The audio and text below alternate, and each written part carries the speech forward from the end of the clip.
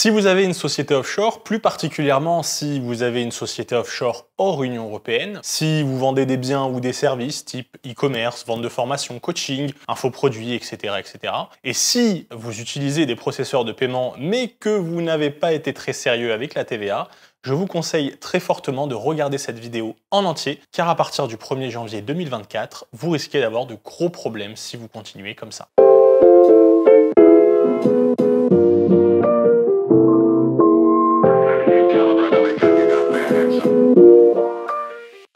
Salut à tous, je suis Émile OS, juriste et web entrepreneur. Sur cette chaîne, on parle de business, de droit et plus particulièrement du droit qui entoure l'activité des web entrepreneurs dans le monde. Je partage souvent des astuces et des news légales importantes, comme aujourd'hui, pour vous aider à optimiser et sécuriser légalement votre business. Donc abonnez-vous à la chaîne.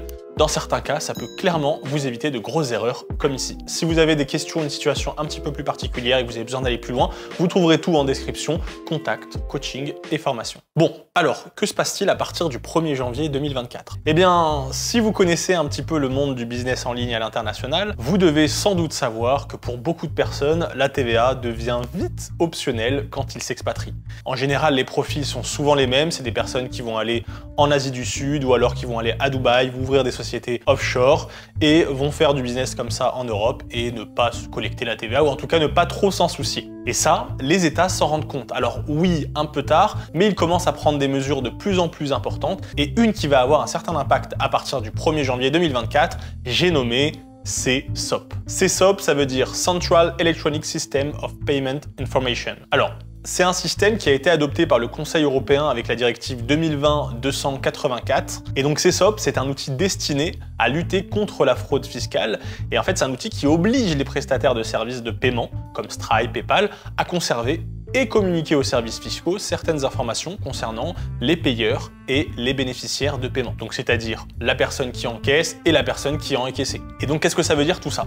En gros, tous les processeurs de paiement qui effectueront des encaissements dans l'Union européenne, donc dans le territoire de l'Union européenne, devront garder toutes les informations relatives au paiement de chaque compte pour ensuite les transmettre aux administrations fiscales de chaque pays. Et le transfert des informations deviendra obligatoire à partir de 25 transactions par an. Donc si vous faites plus de 25 ventes par an, eh bien, tout sera transmis. Alors, pour que ce soit un petit peu plus concret, prenons un exemple très simple. Imaginons qu'on a un Français qui s'expatrie.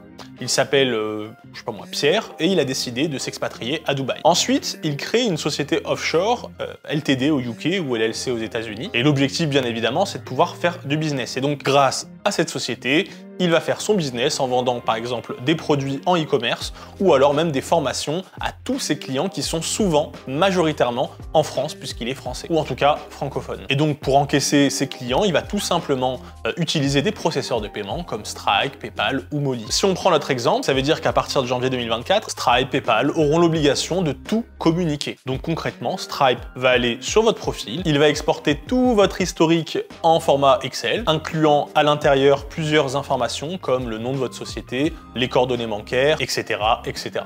Une fois que c'est fait, hop, il envoie tout ça dans ce fameux CESOP. Et en fait, CESOP, plus exactement, c'est un outil qui se trouve dans ce qu'on appelle Eurofisc. Et là, vous allez me dire, mais c'est quoi Eurofisc? Alors, Eurofisc, c'est un réseau européen collaboratif centré sur la lutte contre la fraude fiscale, au niveau européen, bien sûr. Donc, qu'est-ce qui va se passer ici? Eh bien là, il va avoir une personne de l'administration fiscale qui va aller sur l'outil Eurofisc, qui va chercher la partie CESOP, il va voir tous les fichiers qui concernent la France, et là, il va tout aspirer. Une fois que tout est aspiré, il va s'occuper de trier toutes les données de paiement de tous les vendeurs, de tous les processeurs de paiement. Bon, en vrai, ils sont plusieurs à faire ça parce que c'est quand même pas mal de boulot. Et une fois qu'ils ont ces données, qu'est-ce qu'ils font? Eh bien, ils vont commencer à les trier. Parce que évidemment que l'administration fiscale ne peut pas contrôler tout partout à chaque fois. Donc, il faut se contrôler sur ce qui rapporte le plus. Donc, solution, c'est quoi? 80-20, loi de Pareto. Donc on va prendre cette liste, on va les trier par ordre décroissant pour avoir les personnes en premier qui ont fait le plus de ventes en France, parce que là on a récupéré les infos concernant la France.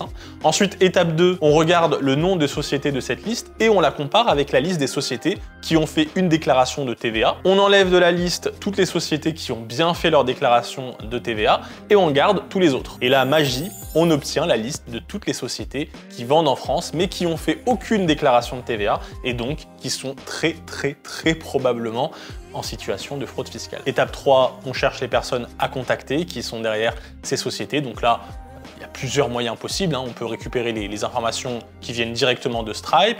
On peut aussi récupérer les informations au niveau bancaire, parce qu'on va avoir toutes les informations bancaires.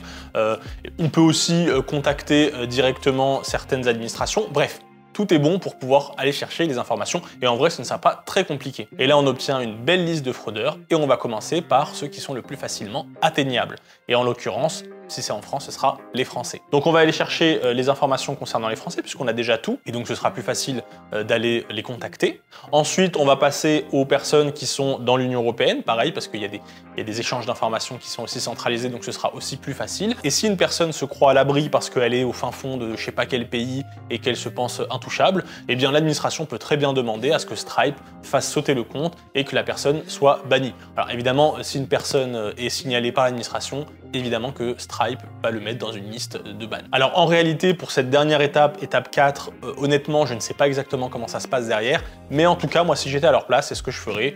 Je pense que c'est logique, l'objectif pour eux, c'est de trouver un maximum de fraudeurs, et il me semble que ce serait la solution la plus efficace. Bref, et avec tout ça, je pense que c'est important de faire un petit rappel concernant la fraude fiscale. Il faut savoir que s'il y a fraude fiscale, la pénalité peut aller jusqu'à 80% de la somme redressée, plus 500 000 € d'amende, plus 5 ans de prison.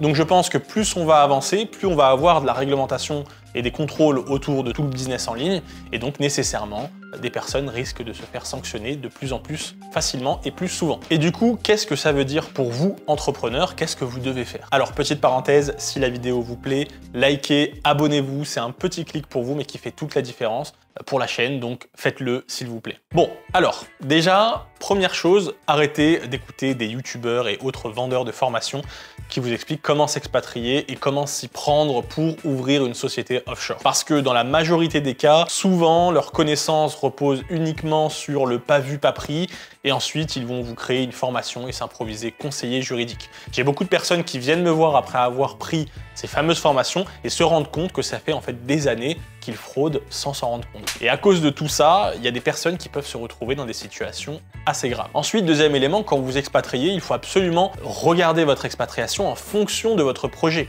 Vous devez identifier où est-ce que vous voulez habiter en fonction de votre business et non l'inverse. Parce que quand vous avez ce genre de réglementation qui arrive, ce genre de réglementation vient encadrer une situation qui existe déjà. C'est-à-dire que de base, vous devez collecter la TVA, de base, vous devez respecter la loi. Sauf que, étant donné qu'avant, il n'y avait pas beaucoup de mesures, on va dire, de contrôle, eh bien, des personnes pensaient qu'en s'expatriant n'importe où et en faisant n'importe quoi avec la TVA, il n'y allait pas avoir de problème. Donc, si vous basez votre expatriation uniquement sur des conclusions, on va dire, un petit peu légères, évidemment que votre projet va au bout d'un moment tomber à l'eau. Vous devez donc identifier où est-ce que vous voulez habiter en fonction de votre business et non l'inverse. C'est votre business qui vous rapporte de l'argent et qui vous permet de voyager, pas l'inverse. Vous devez ensuite identifier les pays qui vous intéressent, bien sûr, mais vous devez absolument faire la liste des pour et des contre des éléments qui vous permettent de bien optimiser et sécuriser votre activité. Par exemple, si on reprend l'exemple de Pierre qui vend à des Français, eh bien stratégiquement, on peut se poser la question, est-ce que c'est plus pertinent d'avoir une société aux USA, au UK, en Irlande ou en Estonie ou à Hong Kong? Pourquoi on peut se poser la question? Parce que vous devez évaluer les coûts de gestion d'une société et aussi le temps de gestion. Par exemple, si vous vendez des services dans l'Union européenne et que vous avez une société offshore, il faudra soit vous inscrire vous-même à la TVA européenne via le MOS, et si par contre vous vendez des produits, dans ce cas, il faudra vous inscrire à l'IOSS, mais en étant obligé de passer par un intermédiaire. Et là, d'autres questions se posent. Combien tout ça va coûter? Combien de temps ça peut prendre à mettre en place? Est-ce qu'il n'y a pas d'autres solutions qui seraient un petit peu plus économiques en temps et en argent? Et donc, bien sûr, quelles sont du coup les meilleures solutions adaptées à mon projet? Alors, pour les membres de la formation Expat Entrepreneur, vous avez déjà toutes les infos sur le sujet dans la formation et vous trouverez également le module TVA à l'international qui a été mis à jour pour vous expliquer comment faire avec cette nouvelle mise à jour réglementaire. Bref, il y a encore plein d'éléments à considérer. L'expatriation d'un entrepreneur, c'est différent d'une expatriation d'un salarié classique. Vous ne devez pas juste trouver un pays cool avec un salaire cool et une météo cool. Non, vous êtes un professionnel qui fait de l'argent avec un patrimoine et avec une vision long terme. Donc, entourez-vous de professionnels dans leur domaine. Et surtout, comportez-vous comme tel. Il était important que je vous fasse cette vidéo pour vous tenir informé de ce gros changement et potentiellement pour vous éviter certains problèmes. Donc si vous vous reconnaissez dans cette vidéo ou vous reconnaissez des amis qui sont dans ce genre de situation, eh bien partagez-leur cette vidéo, je pense que ça pourra leur être très utile et leur éviter potentiellement des problèmes en 2024. Quoi qu'il en soit, si vous souhaitez mettre de l'ordre dans votre business, la formation Expat Entrepreneur est ultra complète sur ce sujet. Plus vous êtes formé et informé, plus vous réussirez à éviter les pièges, logique. Et pour terminer, si par contre vous êtes déjà dans la merde, bon, vous pouvez toujours me contacter, je travaille avec plusieurs avocats dans le monde, donc on pourra voir comment on peut faire pour vous aider. Voilà les amis, j'espère que cette vidéo vous a plu. Si c'est le cas, likez, abonnez-vous et on se retrouve dans une prochaine vidéo. Salut!